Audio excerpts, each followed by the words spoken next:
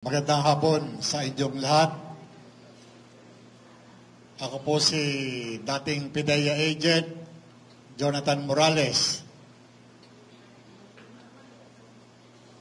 Alam nyo, napakatagal kong inantay yung pagkakataon na ako ay maimbitahan diyan sa House of Representatives. Subalit, talagang yung mga pagkakataon na yun, dumating ako doon sa punto na talagang seryoso akong kinausap ng aking abogado na si Attorney Vincent Badong. Ang tapang, kahit kailan, pwede mong ipakita. Subalit, depende sa laban na pupuntahan mo. Sa mga pagkakataong katulad nito, kung saan yung kalaban natin ay hindi lumalaban ng patas. Nagtatago ang mga ito sa kapangyarihan, taglay ng legislative power. Ginagamit nila yung kapangyarihang ipinagkaloob ng ating saligang batas. Kapangyarihang siyang sisiil sa karapatan ng lahat ng Pilipino. Bagamat nag-aagaw yung damdamin ko at doon sa maganda at legal na suhestyon ng aking abogado. Labag man sa kalooban ko, sinunod ko siya at ganun din ng konsensus ng karamihan sa mga kasama ko. Gusto ko talagang makaharap si Congressman Barbers, si Dan Fernandez, si Congressman Paduano at iba pa.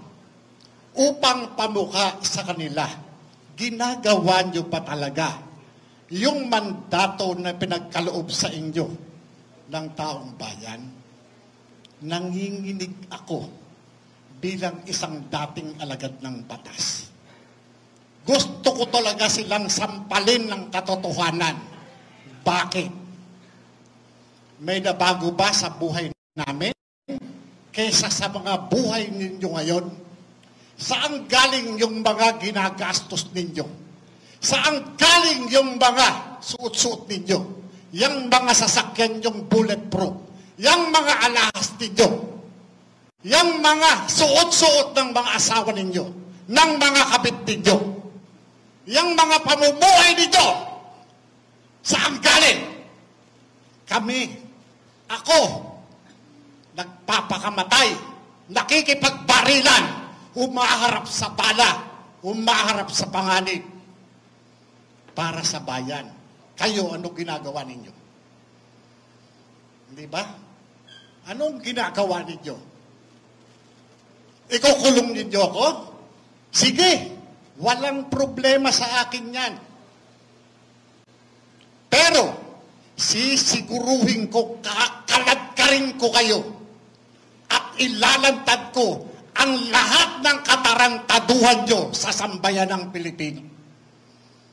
Yan ang gusto ninyo, hindi ba?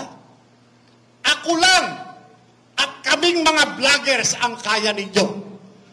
Bakit hindi nyo imbestigahan si Bongbong Marcos?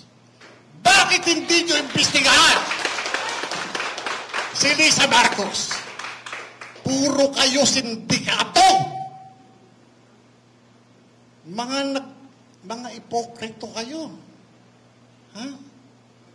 Nakakanginig kayo ng laman. Nakakanginig kayo talaga ng laman. Ako, umaamin ako ng tao na napapatay ko. Kaya nyo bang gawin dyan para sa bayan? Alam nyo, sa totoo lang, pagka nakikita ko yung ganito, yung kinakaya-kayanan ninyo yung sambayan ng Pilipino na nagpapasweldo sa inyo, nang liliit ako. Nang liliit ako.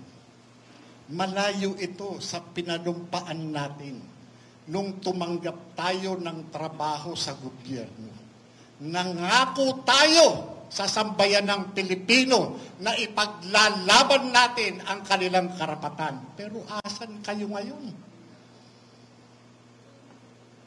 Nasaan kayo ngayon? Kayo sana ang inaasahan namin. Ipagtatanggol ang saligang batas. Pero ano ngayon? Wala.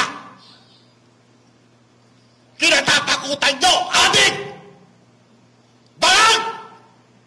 Meron dyan mga dating pulis, mga dating military. Asan kayo ngayon? Naging politiko kayo. Magnanakaw na nga kayo noon.